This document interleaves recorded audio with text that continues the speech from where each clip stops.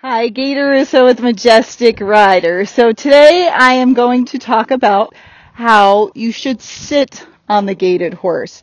I've talked about body position and how you can tilt your pelvis to help your horse to gait. If it's trotty or pacey, you can look up those videos. But now I just want to explain how you sit on the horse. Gaited horses, if they're trained well, are smooth versus a trotty horse can be bouncy. So when we sit on those two different kinds of horses, gaited versus a trotty horse, you can ride them differently, okay? The gaited horses, again, because they're smooth, you don't have to clamp your legs on to hold you in place, except if you're cantering or you're doing the wrong gait and the horse is not gaiting well, then you might have to clamp on.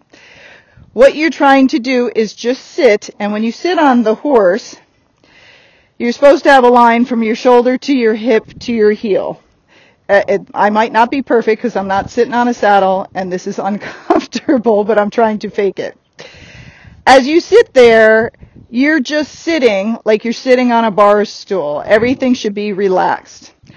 The reason you want your heels down is it's a shock absorber and it will help your balance. So when you adjust your stirrups, and I have that stirrup video, you're trying to adjust it so your toes are not like this and your feet aren't level, but your heel is down a little bit. Now, if you have bad knees, bad hips, bad ankles, a bad foot, you might not be able to do that. But the whole thing is if you can get that heel down, it will make you more secure because it gives you that little shock absorber. So again, when you're riding the gaited horse, let me say it again, you don't need to clamp on, you don't need to squeeze to hold your body in position. You just sit, and this is neutral position when you're sitting on them. Now, once you want the horse to gait, you're going to ask them with your calf. So again, this is your calf down here. If that doesn't work, well, let me explain. You're going to ask them with your calf to go. So at the flat walk, I like to alternate my legs. So I squeeze with my left calf, and then I squeeze with my right. It just helps the horse to lengthen its stride, and that's usually what I'm trying to accomplish. If you're not trying to do that, you can use both legs, and you just ask your horse to go faster. Okay? So I lengthen their stride, and all I'm doing is pressing with one calf and then the other. When I ride the horses, I always have my legs in contact with them. So even though I'm pushing with one leg and then the other, I'm not taking my leg completely off. Now, that's my way of riding. Everybody can have different ways, but the reason I do that is so the horse knows to keep going because I keep touching them and they feel pressure. And when my legs come completely off, the horses know to stop. And I do that because when people are falling off, their legs usually come off the horse. And if the horse stops, well, they might just be able to stay on. So you're squeezing with one calf and then the other, but always having that light pressure there. If I want the horse to go faster, I'm going to imitate it with my hand. I press harder with my leg and then I lighten it so my leg is still on the horse, but I'm not pushing hard. Okay? Now, if I want to go to a different gait, a foxtrot, a running walk, whatever it is, I squeeze with both legs. When I'm riding and I'm trying to get a saddle gait with a horse that doesn't know how to do a saddle gait, again, sometimes I will bump them with my heel and I will hit them twice, and I'll try it with one leg, like my left leg. That didn't work, so I'll try it with my right leg, and I kind of bend them at the same time, and that tends to take some horses that are trotty and make them more lateral. So I don't do that with the pacey horses. That's just the trotty horse. If it's a pacey horse, I just ask them to go faster, and if I'm trying to go for a saddle gait, I have a video on this, I will leg yield them or move their shoulders over. Okay? So again, this whole time that you're riding, everything up here is relaxed. If I need to drive them forward, I might squeeze my butt cheeks together and drive them slightly with my seat, and then you try to relax it again after you've used it, and then my legs are still on them. If the horse won't go, I do not kick them. I get a dressage whip, and I use my dressage whip, and I'm going to show you what I do. All right, back on this horrible wooden horse. So you hold your reins in your hands, and then, get your reins in your hands and then slide the stick up in your hand and hold on to the handle part, okay? So you're riding, you hold the stick across your thigh, And as you're asking them to go forward, if you squeeze with your calves and that didn't work, you can dig with your heels, but I usually just start tapping. And I tap them harder and harder until I get the response. Each horse is different, so you'll know the sensitivity of your horse. So some horses you can just wave, and that's enough. They know you got the stick, and they're like, yes, ma'am. Other ones you can tap a little, and they're like, yes, ma'am. And other ones, when you tap a little, they go, ha, ha, ha, you'll never make me move. Those are the lazy, stubborn ones. And those, when I ask them to go and I know it's a stubborn one, I hit them harder, okay? Now, you might say that's mean. No, this is mean, kicking them over and over in the ribs again, okay? So I'm driving them forward in time. Those horses know that when I ask them to go, they better go, or this tap of the stick comes next. I do like to use my cluck. Sometimes in the videos it's too much, I know. Try not to do that. But I'm trying to get the horses to go. So when I'm riding them, I squeeze with my calf. If they won't go, I give the warning and give a little cluck, and then after that cluck comes the stick. So that way, if I cluck and they go, I don't hit them, okay? If I cluck and they don't go, then I tap. Sarah's over there making lots of noise. So that's how you're sitting on the horse. The problem I see is some of these gaited horses are very goey. People get on them, ride them really fast. They're not trained well. You're used to the quiet other horses you've been riding. And so when you get on, you immediately put your leg on, or you squeeze with your knees and your thighs to hold on, and that horse shoots forward out from underneath you, and you might even fall off.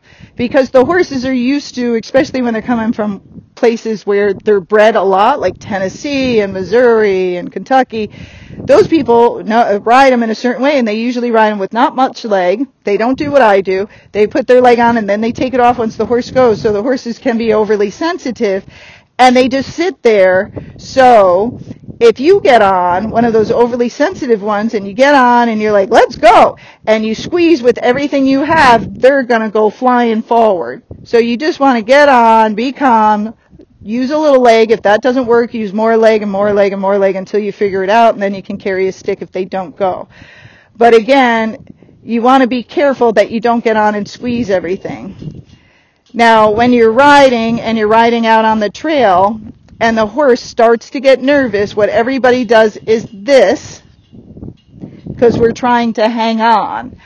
That is the biggest way everyone falls off.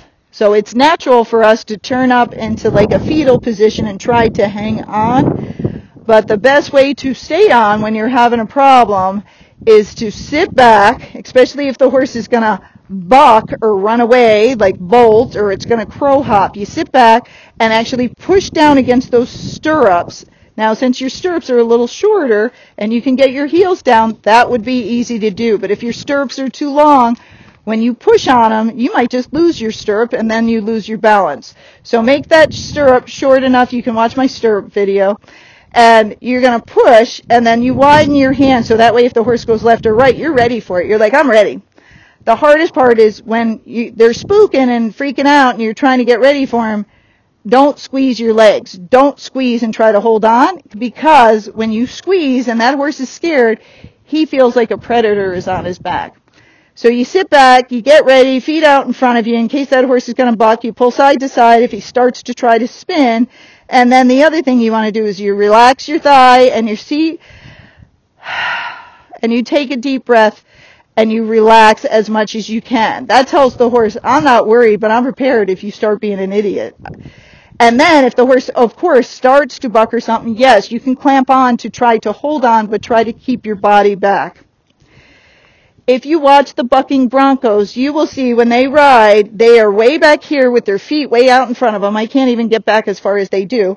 And you hardly see them fall off anymore. It's not even really exciting because they stay on so well because they figured it out. The farther they lean back, the less likely they are to fall off, even if the horses are flying through the air. So you want to practice that. Practice getting back.